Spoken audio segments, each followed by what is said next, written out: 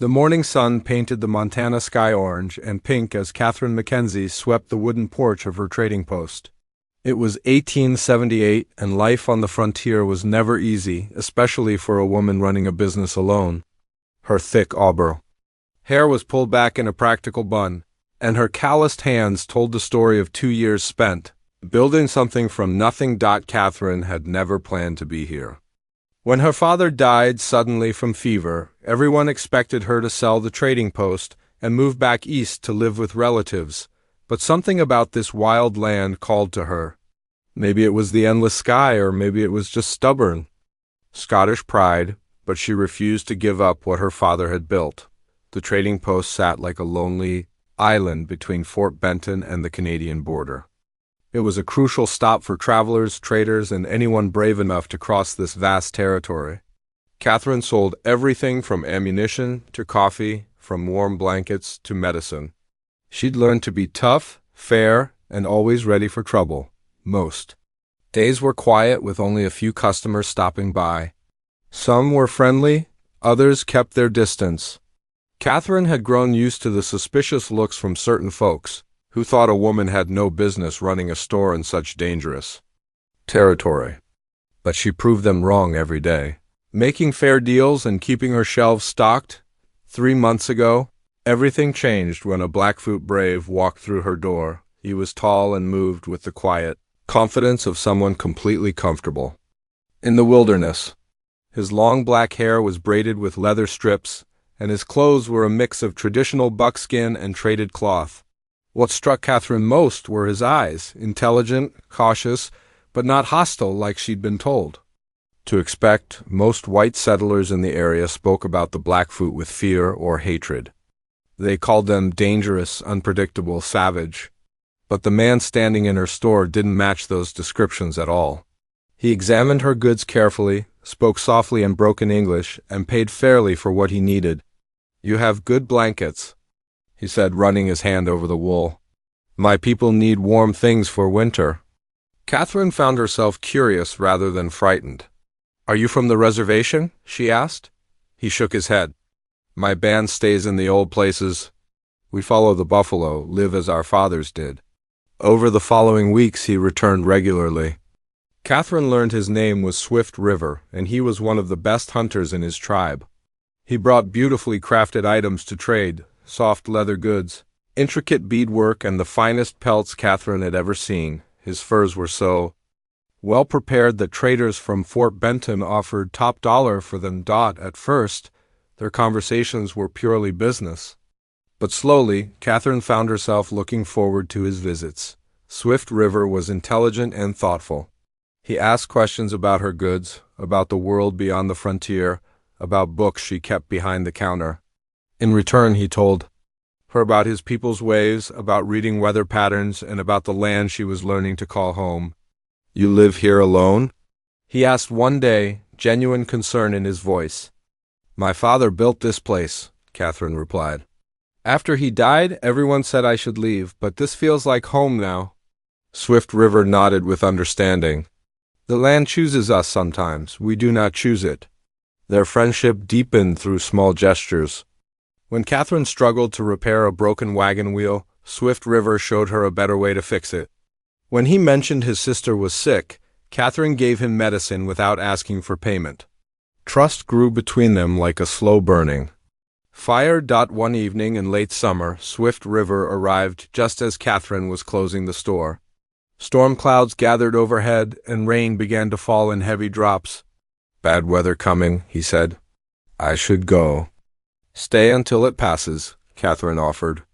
"I was just making coffee." They sat by the fire as rain drummed on the roof. Catherine had never felt so comfortable talking with anyone. Swift River told her stories of his childhood, of learning to hunt from his grandfather, of the old ways his people were struggling to preserve. Catherine shared memories of her father, of leaving Scotland as a child, of dreams she'd never spoken aloud. "Your people fear mine," Swift River said quietly.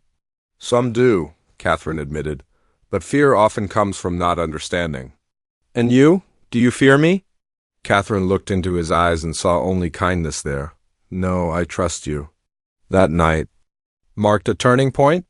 Their friendship became something deeper, though neither spoke of it directly. Swift River began staying longer during his visits. He helped Catherine with heavy work around the trading post, and she taught him to read English words from her father's books. The first snow of winter brought unexpected challenges. A group of rowdy prospectors stopped at the trading post, demanding whiskey Catherine didn't sell. When they became aggressive, Swift River appeared seemingly from nowhere. He didn't threaten or fight, but something in his presence made the men back down and leave peacefully. "You were watching the store?" Catherine asked after they were gone. "I watch over what matters to me," he replied simply. Winter deepened their connection. Swift River's visits became more frequent, and Catherine found herself sharing meals with him regularly. They talked for hours by the fire about everything and nothing. She learned about Blackfoot traditions, about their respect for the land and all living things. He learned about her dreams, her fears, her determination to build a life on her own terms. One snowy evening, as they sat close together for warmth, Swift River took her hand. "I have feelings for you," he said quietly, "but I know the problems this would bring." Catherine's heart raced. She'd felt the same way for weeks, but hadn't dared hope he felt the same. "What kind of problems?" she asked, though she already knew. "Your people will not accept it. Some of my people will question it too. We would be caught between two worlds." Catherine squeezed his hand. "Maybe we could create our own world." Their courtship was conducted in secret, away from prying eyes. Swift River taught Catherine to ride like his people did, to read the signs of weather and wildlife. Catherine shared her books with him, helping him improve his English. They found secluded places to meet, by the river, in hidden valleys, anywhere. They could be together without judgment. As spring arrived, they knew they had to make a choice. Continue hiding their feelings or face the consequences of being together openly. The decision came naturally. One warm April evening, under a canopy of stars, Swift River asked Catherine to become his wife according to Blackfoot tradition. "I cannot promise it will be easy," he warned. "Both our peoples may turn against us." "Then we'll face it together," Catherine replied without hesitation. The ceremony took place in a sacred grove, attended only by Swift River's sister singing Bird, and Catherine's closest friend, Mary Crowfeather, who was half Blackfoot herself. It was simple but beautiful, an exchange of vows, a sharing of symbolic gifts, and blessings for their future together. As they began their new life as husband and wife, neither Catherine nor Swift River could have imagined the terrible price they would soon pay for choosing love over the prejudices of others. But in that moment, surrounded by the vast Montana wilderness, they believed their love could overcome anything. The trading post became a symbol of their union, a place where two worlds met peacefully, where understanding replaced fear, and where love proved stronger than the hatred that divided their peoples. Little did they know that others were already watching, planning and growing angry at what they saw as a betrayal that could not be allowed to stand. Word traveled fast in small frontier communities, and news of Catherine's marriage to Swift River spread like wildfire across the Montana Territory. What had begun as whispered rumors in saloons and general stores soon became heated discussions. In every household between Fort Benton and the Canadian border, winter was slowly giving way to spring when the first real trouble started. Catherine noticed it immediately. Customers who had been friendly before now avoided eye contact. Some who used to stop regularly for supplies began taking longer routes to avoid her trading post altogether. The change was subtle at first, but it grew stronger each day. Thomas Brennan was the most vocal opponent of the marriage. He owned the largest ranch in the area and had tried courting Catherine several times after her father's death. Each time she'd politely turned him down, but he'd never given up hope that she'd eventually see reason and marry a proper man. When news of her Blackfoot wedding reached him, Brennan's disappointment turned to something much darker. He began gathering like-minded settlers at his ranch for what he called community meetings. But everyone knew these weren't ordinary social gatherings. "She's betrayed everything we stand for," Brennan would say to anyone who'd listen. "How can we trust her now? How do we know she's not passing information to hostile war parties?" The accusations were baseless. Swift River's band had been peaceful for years, focused on hunting and following traditional ways rather than fighting.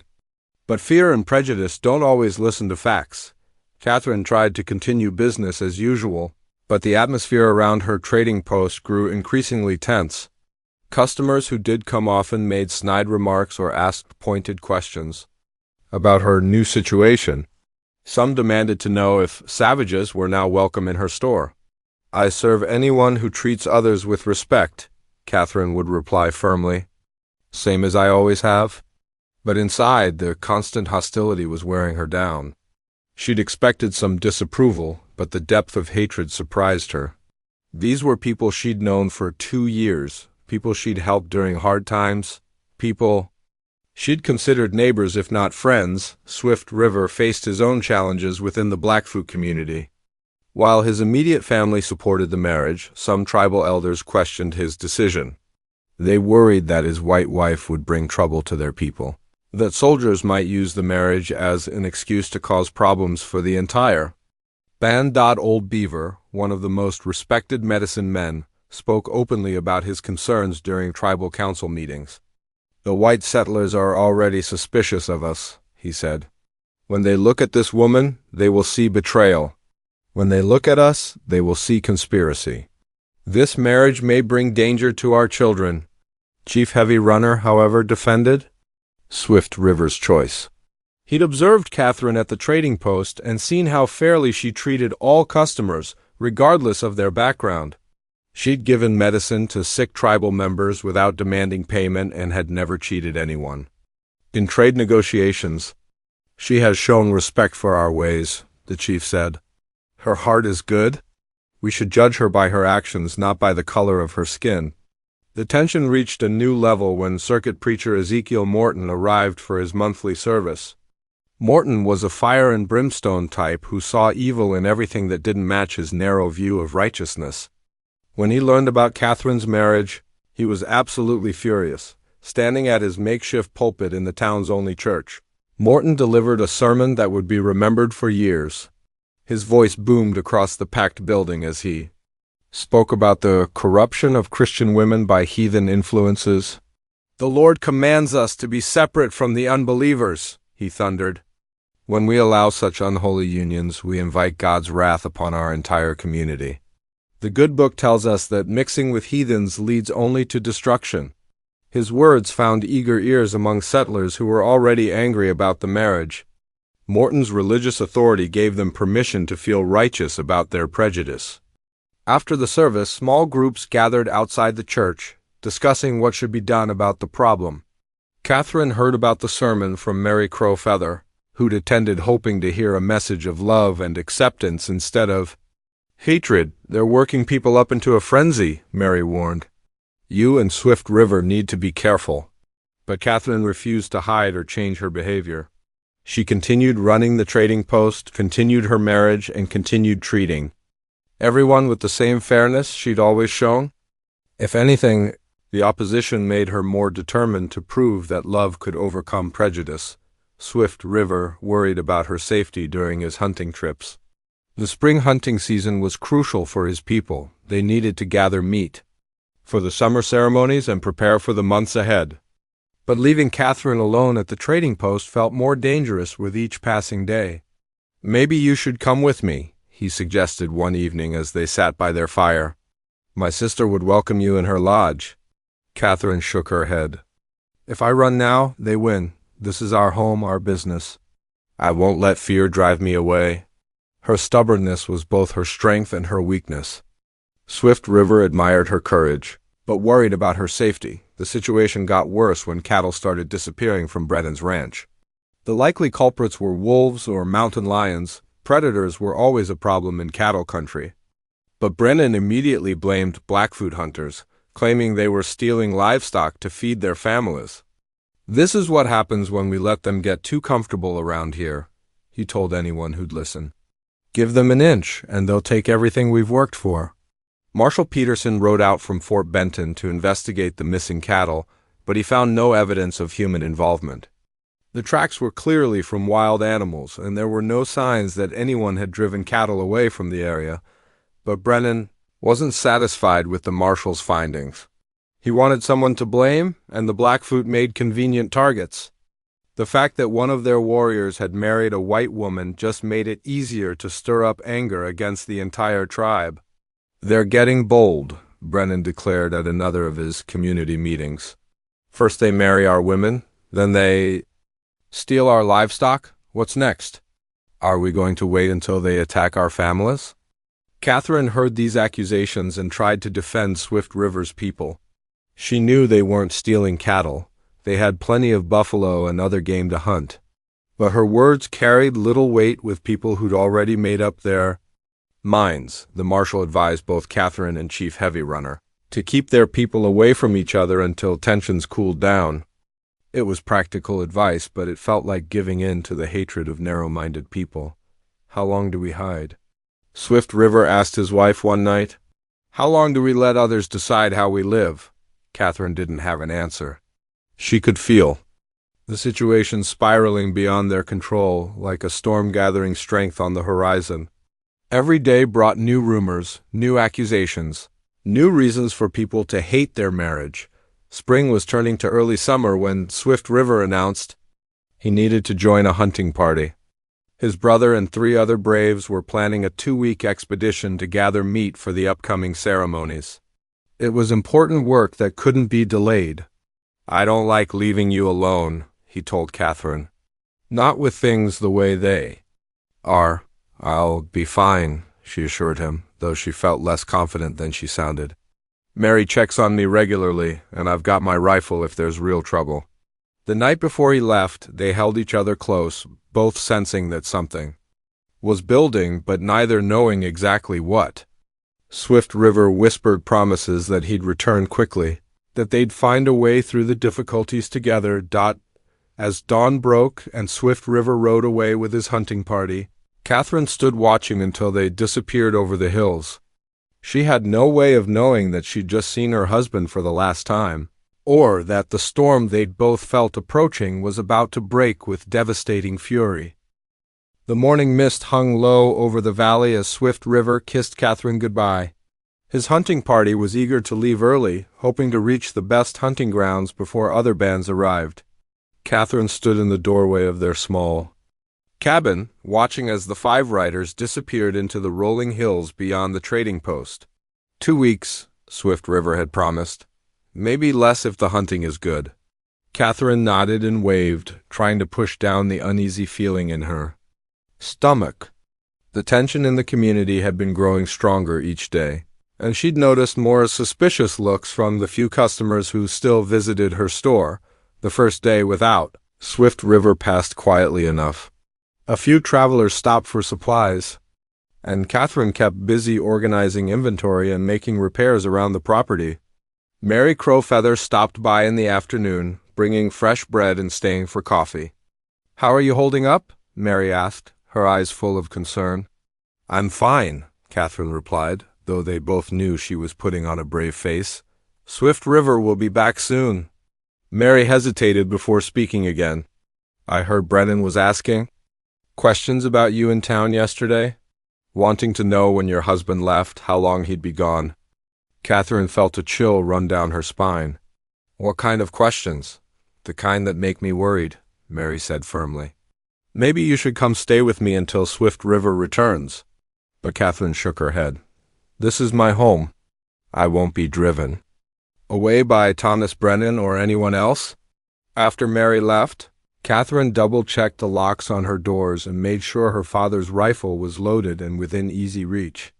She'd learned to shoot when she was 12 years old, and her father had always said she was a natural marksman. The second day brought an unexpected visitor. Little Bear, one of Swift River's closest friends, rode up to the trading post just as Catherine was opening for business. His face was serious, and he kept looking over his shoulder as if checking to see if anyone had followed him. "Swift River asked me to watch over you while he's gone," Little Bear explained in his careful English, "but I cannot stay close. It would bring more trouble." Catherine appreciated the gesture, even though she knew Little Bear was taking a risk just by being there. Any Blackfoot seen near her trading post now would be viewed with suspicion by the white settlers. Tell him I'm fine when you see him, Catherine said, and tell him not to worry. Little Bear nodded but didn't look convinced. Be careful, Catherine. There are bad feelings in the air. The third day started normally enough. Catherine opened the trading post early and spent the morning organizing supplies. Around noon, she noticed a group of riders in the distance, but they turned away without approaching. Something about their behavior made her nervous. As evening approached, Catherine began her usual routine of closing up the store and securing the building for the night. She was counting the day's modest earnings when she heard horses approaching. Through the window, she could see 6 riders moving slowly toward her cabin. Even in the fading light, Catherine recognized Thomas Brennan's distinctive hat and the way he sat his horse. Her heart began beating faster as she realized all 6 men had covered their faces with bandanas. Catherine grabbed her rifle and positioned herself near the window where she could see the approaching riders. They stopped about 30 yards from her cabin and sat motionless for several long minutes, as if deciding what to do next. Finally, Brennan urged his horse forward and called out to her. Catherine Mackenzie, we need to talk. Say what you have to say from there, Catherine replied, her voice carrying clearly in the still evening air.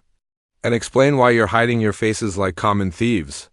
We're here as concerned members of the community, Brennan shouted back.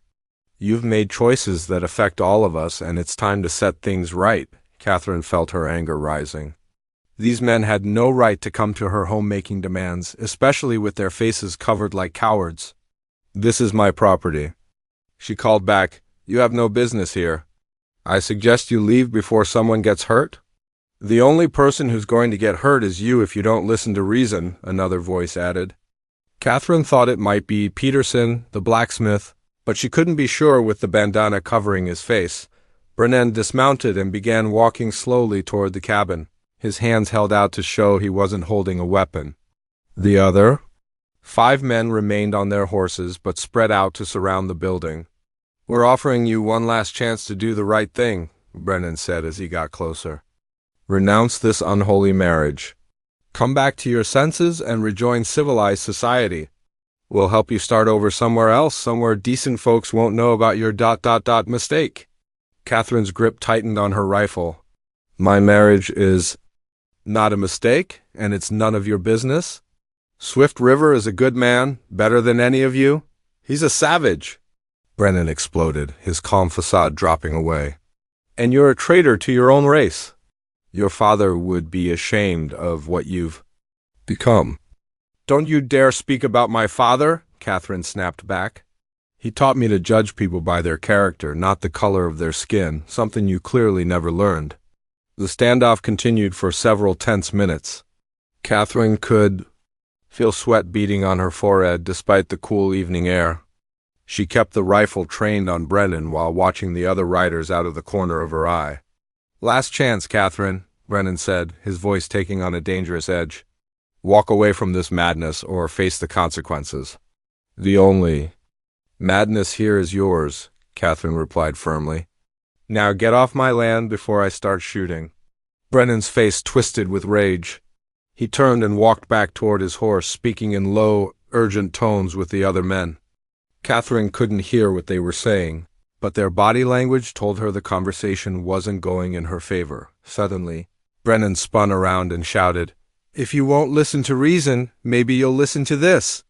2 of the riders spurred their horses forward, racing toward the cabin from different directions. Catherine swung her rifle toward the nearest one and fired, the shot echoing across the valley. The bullet went wide, but it caused the rider to veer away from the building. Before she could reload, the other riders had reached her cabin. She heard glass breaking as someone smashed the window on the far side of the building. Smoke began to curl under the door, and Catherine realized with horror that they were setting fire to her home. No, she screamed, dropping the rifle and running toward the door. Stop, please! But it was too late. Orange flames were already licking at the walls, and the smell of burning wood filled the air. Catherine tried to reach the door, but the heat was already too intense. Through the window, she could see Brennan and his men watching as everything she'd built with Swift River went up in flames. The trading post, their cabin, All their dreams and hopes, everything was being consumed by fire and hatred. Catherine grabbed what she could, a few precious photographs, her mother's Bible, the small amount of money from the day's sales. But the flames spread too quickly, driven by the dry wood and evening wind, as she stumbled toward what seemed like the safest exit. A burning beam creaked ominously overhead.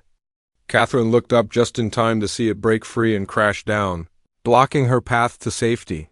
The last thing she remembered was the sound of crackling flames and the acrid smell of smoke filling her lungs as the cabin she'd called home became her tomb. The hunting party had traveled deep into the mountains, following game trails that Swift River's grandfather had shown him as a boy. For 3 days, they'd tracked a large herd of elk through valleys where the morning mist clung to ancient pine trees. The hunting had been good, better than anyone had expected. Swift River should have been satisfied. His people would have meat for the summer ceremonies, and the successful hunt would bring honor to his family. But something felt wrong. He couldn't shake the uneasy feeling that had settled in his chest since leaving Catherine alone at the trading post. On the 4th morning, as the hunters prepared to begin their journey home, they heard the sound of a horse approaching at full gallop. Swift River looked up from packing elk meat to see Little Bear racing toward their camp. His horse lathered with sweat and foam. The expression on Little Bear's face told Swift River everything he needed to know before a single word was spoken. His friend's eyes were filled with pain and anger, and his usually calm demeanor had been replaced by something desperate and urgent. "Brother," Little Bear gasped as he dismounted, his voice breaking with emotion, "I bring terrible news." Swift River felt the world slow down around him.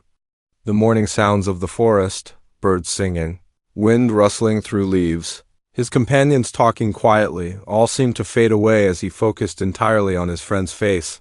"Tell me," Swift River said quietly, though every instinct told him he didn't want to hear what Little Bear had to say. "Catherine is dead," Little Bear said, the words falling like stones into the silence. "They burned her cabin. She died in the fire." The elk meat slipped from Swift River's hands and fell to the ground. For a moment he couldn't breathe, couldn't think, couldn't process what he'd just heard. Catherine, his beautiful, brave wife, who'd chosen love over fear, was gone. "Who?" Swift River asked, his voice barely above a whisper. "Brennan and 5 others. They came at night with their faces covered, but I recognized Brennan's horse and the way he sits in the saddle. I was watching from the hills, but I was too far away to help." Little Bear's voice was filled with guilt and self-blame. "She fought them, brother. She had her rifle and wouldn't back down. But there were too many, and they set fire to everything." Swift River's legs gave out, and he sank to his knees beside the scattered elk meat. A sound escaped from deep in his chest, part howl, part moan, part scream of pure anguish. It was the sound of a man's heart breaking, of a soul being torn in half. His brother, running elk, knelt beside him and placed a hand on his shoulder. "Swift River, I'm so sorry. She was a good woman, a brave woman." But Swift River couldn't hear the words of comfort. All he could see was Catherine's face the morning he'd left, the way she'd smiled and waved from the doorway of their home. He'd promised to return to her in 2 weeks. He'd promised to keep her safe. The other hunters gathered around in respectful silence, understanding that their friend was experiencing a grief beyond words. In their culture, the loss of a spouse was one of the most devastating things that could happen to a person. But this was worse than a natural death. This was murder, pure and simple. For nearly an hour, Swift River knelt motionless in the dirt, staring at nothing while tears ran down his face. His companions waited patiently, knowing that grief couldn't be rushed or forced into a more convenient timeline. Finally, Swift River stood up slowly. When he looked at his friends, they could see that something fundamental had changed in his eyes. The gentle, thoughtful man they'd known for years was still there, but something else had awakened, something ancient and dangerous. "I need to see her," Swift River said quietly. Little Bear nodded. "I stayed with her body until the marshal came from Fort Benton. They buried her next to the ruins of your cabin." The ride back to the trading post took 2 days, but it felt like a lifetime. To Swift River, He rode in complete silence, refusing food and speaking to no one. His mind was filled with memories of Catherine, their first meeting, their wedding ceremony, the quiet evenings they'd spent planning their future together. When they finally reached the valley where the trading post had stood, Swift River's heart broke all over again. Where their home had been, only a blackened foundation remained. Charred pieces of wood and twisted metal were all that was left of the life they'd built together. Catherine's grave was a small mound of earth marked with a simple wooden cross. Someone, probably Little Bear, had placed wildflowers on the fresh dirt. Swift River dismounted and walked slowly to the grave. His legs feeling heavy as lead, he knelt beside the grave and placed his hands on the earth that covered his wife. The soil was still soft, still new. It seemed impossible that Catherine was beneath this dirt, that her laughter and her dreams and her fierce spirit were gone forever. "I'm sorry," he whispered to the grave. "I should have been here. I should have protected you?" Running Elk approached carefully, not wanting to intrude on his brother's grief, but concerned about his state of mind. "This is not your fault," Running Elk said gently. "You couldn't have known this would happen." Swift River looked up at his brother, and Running Elk was shocked by what he saw in those eyes.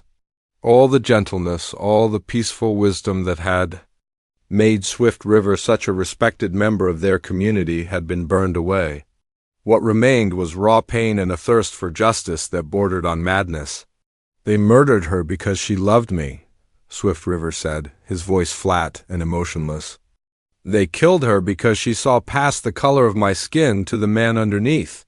They destroyed everything good and pure about her because they couldn't stand the idea that love could bridge the gap between our peoples." Running Elk had never heard his brother speak with such bitterness. Swift River had always been the peacemaker, the one who looked for understanding rather than conflict. But peace was a luxury that had died with Catherine in the flames of their cabin. "What will you do?" Running Elk asked. Though he was afraid he already knew the answer, Swift River stood up and walked to the ruins of their cabin, among the ashes and debris. He found what he was looking for, a charred piece of wood that had once been part of their dining table. Catherine had been so proud of that table, one of the few pieces of furniture they'd bought new rather than making themselves. He picked up the burned wood and held it in his hands, feeling its rough texture and remembering how Catherine used to polish it until it gleamed. Then he looked at his brother with eyes that held no mercy. "I'm going to kill them," Swift River said simply. "All of them. Every man who had a hand in her death will pay the blood debt they owe." Running Elk felt a chill run down his spine. He'd heard stories of what his brother had been like as a young warrior, before he'd chosen the path of peace. Swift River had been one of the most feared fighters in their tribe, known for his patience, his cunning, and his absolute ruthlessness when crossed the law. The law? Swift River laughed bitterly. What law protected Catherine? What law will punish her killers? The white man's law protects white men, brother. It has no power over what happened here. That night, Swift River performed rituals he hadn't practiced in over a decade. He cut his hair short in mourning, painted his face with symbols of war, and called upon the spirits of his ancestors to guide his revenge. He was no longer Catherine's gentle husband or the tribe's patient negotiator. He was once again what he'd been born to be, a Blackfoot warrior, and Brennan and his men were about to learn what that truly meant. Swift River spent 3 days preparing for what he knew would be his final hunt. This time, he wouldn't be tracking elk or buffalo. He would be hunting the men who had murdered his wife, and unlike the animals of the forest, these prey would be expecting him. He worked methodically, sharpening his knives until they could split a hair, checking his bow and arrows, and preparing the war paint his grandfather had taught him to make from clay and berries. Each step of the preparation was a ritual, a way of honoring Catherine's memory and focusing his mind on the task ahead. Running Elk watched his brother with growing concern. The gentle man who had left for the hunting trip a week ago was gone, replaced by someone cold and calculating. This Swift River moved like a shadow, spoke in whispers, and had the patience of a mountain cat stalking its prey. "You don't have to do this alone," Running Elk offered. I'll come with you, so will Little Bear and the others." Swift River looked at his brother with eyes that seemed older than his years.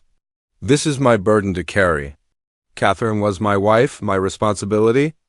I failed to protect her, but I won't fail to avenge her." "If you do this, there's no going back," Running Elk warned. "The soldiers will come. They'll blame our entire tribe for what you do. Then our people should move deeper into the mountains." "Until the anger passes," Swift River replied calmly. "This blood debt must be paid, no matter the cost." On the fourth night after learning of Catherine's death, Swift River made his move. He knew Brennan's routine from years of observing the white settlers. The rancher always stopped at Murphy's saloon on Thursday nights to drink whiskey and play cards with his friends. Swift River positioned himself in the alley behind the saloon, invisible in the shadows between two buildings. He could hear laughter and voices from inside, including Brennan's loud, boastful tone. The sound of his wife's killer enjoying himself while Catherine lay cold in the ground filled Swift River with a rage so pure it was almost calming. Just after midnight, Brennan stumbled out the back door of the saloon, clearly having had too much to drink. He fumbled with his belt, preparing to relieve himself against the back wall of the building. He never saw Swift River step out of the shadows. The knife was quick and silent. Brennan barely had time to realize someone was behind him before it was over. Swift River left the body where it fell and disappeared back into the darkness, leaving only a single eagle feather as his calling card when Brennan's body was discovered. The next morning, panic spread through the settlement like wildfire. Everyone knew that an eagle feather meant this was the work of a Blackfoot warrior, but no one could understand why they'd been targeted. "It has to be connected to that woman," Peterson the blacksmith muttered to anyone who'd listen. "We never should have let her marry that savage." The remaining members of the group that had burned Catherine's cabin began to look over their shoulders constantly. They traveled in groups, checked their doors twice at night, and started carrying weapons everywhere they went. Marshal Davidson arrived from Fort Benton with a small cavalry unit, but they were hunting a ghost. Swift River knew every trail, every hiding place, every cave in the surrounding mountains. He'd grown up in this land, learned its secrets from his grandfather and great-grandfather before him. The second man died 3 nights later. Henderson, who owned the general store, was found in his own barn with his throat cut. Again, an eagle feather was left behind. Again, there were no witnesses, no tracks, no clues that might lead to the killer. Fear gripped the settlement. Women refused to leave their homes after dark, and men traveled armed even for short trips to the well or the outhouse. The easy confidence that had allowed them to terrorize Catherine had evaporated, replaced by the awful realization that they were now the ones being hunted. Swift River felt no satisfaction in their fear, only a cold determination to complete the task he'd set for himself. Each death brought him closer to balancing the scales, but it couldn't bring Catherine back. Nothing could do that. The third and fourth men tried to leave town together, hoping that traveling in pairs would keep them safe. They made it almost 10 miles before Swift River caught up with them at their camp. By morning, 2 more eagle feathers marked 2 more graves. That left only Peterson the blacksmith and Reverend Morton, the traveling preacher who had delivered the sermon that helped turn the community against Catherine's marriage. Both men had barricaded themselves in the town's small jail, figuring the stone walls and iron bars would keep them safe. Peterson paced the small cell like a caged animal, his hands shaking every time he heard a sound outside. "How is he doing?" "This?" he whispered to Morton. "How is one man picking us off like we're sheep?" Reverend Morton clutched his Bible and mumbled prayers, but his faith seemed to be failing him when he needed it most. "We did God's work," he kept repeating. "We cleansed the community of sin. Why are we being punished?" "Maybe because we murdered an innocent woman," Peterson snapped, his nerves finally cracking under the pressure. "She was not innocent," Morton protested. "She defiled herself with a heathen. She brought corruption to our Christian community." But even as he spoke the words, Morton seemed to realize how hollow they sounded. Catherine had never hurt anyone, had never stolen or cheated or lied. Her only crime had been loving someone. The community couldn't accept. Swift River watched the jail from the hills overlooking town, studying the building and waiting for the right moment. He knew both men were inside, knew they felt safe behind their stone walls and iron bars. But Swift River had patience that most men couldn't understand. He would wait as long as necessary. The opportunity came during a thunderstorm. The wind howled around the buildings, and rain pounded against windows and doors with enough noise to cover any sounds Swift River might make. Lightning lit up the sky in brief, brilliant flashes that left the night even darker than before. Using skills learned in childhood, Swift River climbed to the roof of the jail and found a way inside through a loose board in the ceiling. He dropped silently into the main office, just a few feet from where Peterson and Morton huddled in their cell. Both men looked up in terror when they saw him materialize out of the shadows like something from their worst nightmares. Peterson reached for a gun that wasn't there, while Morton pressed himself against the back wall of the cell. "Please," Peterson whispered, "we're sorry, we made a mistake." Swift River looked at the two men who had helped murder his wife, and for a moment Catherine's voice seemed to echo in his memory. She had always believed in forgiveness, in finding peace rather than perpetuating violence. But then he remembered her body in the ashes of their home, remembered the dreams they'd shared that would never come true, and his heart hardened again. "You took everything from me," Swift River said quietly. "Now I take everything from you." When the storm passed and morning came, the townspeople found the jail door standing open. Inside, they discovered Peterson and Morton, along with 5 eagle feathers and a note written in careful English. "The blood debt is paid. My wife's spirit can rest. I go now to join her." Swift River was found at Catherine's grave, lying peacefully beside the simple wooden cross. In his hand was Catherine's Bible, somehow recovered from the ashes of their cabin. His other hand held a knife that had found its way to his own heart. The territorial authorities were relieved to close the books on what they officially called Indian troubles, though everyone in the settlement knew the real story. Some said Swift River had gone mad with grief. Others whispered that he'd simply loved his wife too much to live without her. But those who had known Catherine and Swift River during their brief time together understood the truth. Theirs had been a love that transcended the prejudices of their time, a bridge between two worlds that narrow minds couldn't tolerate. In the years that followed, their story became legend in the Montana Territory. Some told it as a cautionary tale about the dangers of mixing races, but others saw it as proof that love, even when it ends in tragedy, can be more powerful than hate. Catherine and Swift River were buried side by side in the valley where their trading post had stood, and sometimes on quiet evenings when the wind was just right, travelers claimed they could still hear echoes of laughter from the little cabin, where two different worlds had briefly become one.